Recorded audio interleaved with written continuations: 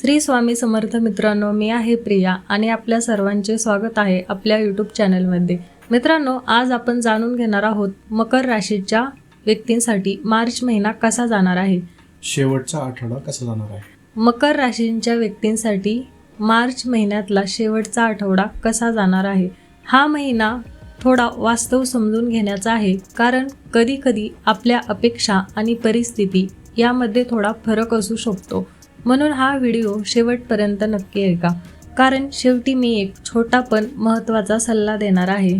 मकर राशीमध्ये कोण येतात, तर ज्या व्यक्तींच्या नावाची सुरुवात होते भो, जा, जी, खी, खू, खे, खो, गा, गी या अक्षरांनी त्या व्यक्ती बहुतेक वेळा मकर राशीत येतात। उदाहरणार्थ गिरीश, गायत्री, जितेंद्र, खुशाल। जर तुमचं नाव या अक्षरांपैकी एखाद्या अक्षराने सुरू होत असेल तर हा व्हिडिओ तुमच्यासाठी आहे। कमेंटमध्ये नक्की लिहा, मी मकर राशीचा आहे। शेवटचा आठवडा कसा जाईल।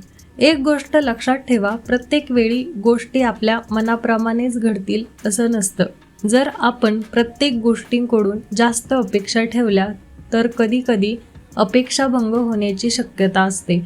म्हणून या महिन्यात थोडा संयम ठेवणं आवश्यक आहे। मतभेदाचे प्रसंग। मार्च महिन्यात काही ठिकाणी मतभेदाचे प्रसंग निर्माण होऊ शकतात। हे मतभेद कुटुंबात, मित्रांमध्ये किंवा कार्यक्षेत्रातही होऊ शकतात।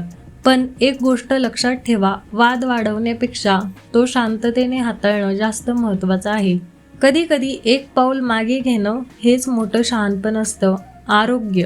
या महिन्यात काही मकर राशींच्या व्यक्तींना नेत्रविकाराची शक्यता असू शकते। डोळ्यात जळजळ, दृष्टी थोडी धूसर होणे किंवा डोकेदुखी।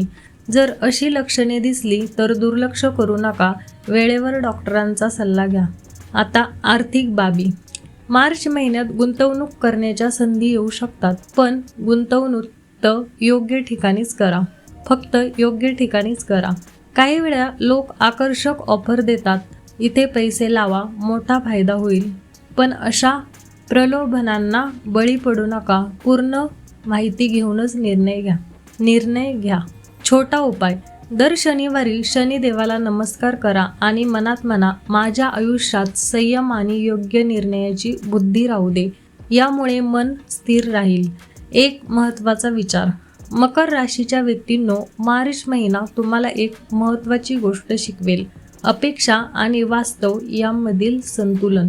जर तुम्ही शांत राहून निर्णय घेतले आणि प्रलोभनांपासून दूर राहिलात तर हा महिना तुमच्यासाठी स्थिर आणि सुरक्षित ठरू शकतो।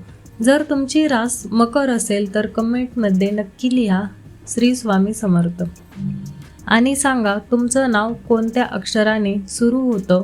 मी आहे प्रिया आणि भेटूया पुढच्या व्हिडिओमध्ये। तोपर्यंत श्री स्वामी समर्थ।